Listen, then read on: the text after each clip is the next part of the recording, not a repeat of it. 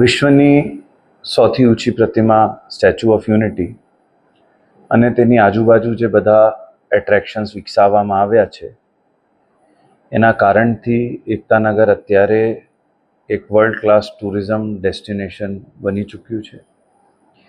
દર વર્ષે 31 ઓક્ટોબરના રોજ સરદાર સાહેબની જયંતિ ઉપર રાષ્ટ્રીય એકતા દિવસ ઉજવવામાં આવે છે. આ વખતે પણ એક મોટું સ્વરૂપમાં રાષ્ટ્રીય એકતા દિવસની ઉજવણી થશે. એ સરદાર સાહેબના જે એફર્ટ્સ હતા એને ટ્રિબ્યુટ આપવા માટે એકતા દિવસ પરેડનું સ્ટેચ્યુમાં દર વખતે ઉજવણી કરવામાં આવે છે.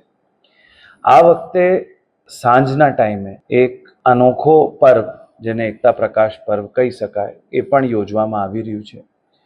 17 ઓક્ટોબરથી લઈને 15 નવેમ્બર સુધી, જેમાં ખાસ દિવાળી અને લાભ પાંચમ ને બધાની વેકેશન્સ પણ હશે, એમાં એક એકતા પ્રકાશ પણ ઉજવવામાં આવી રહ્યું છે. તો લોકોને એ જોવા માટે આવવા પણ હું ખૂબ એક આમંત્રણ, ઉષ્માભર્યું આમંત્રણ પાઠવું છું.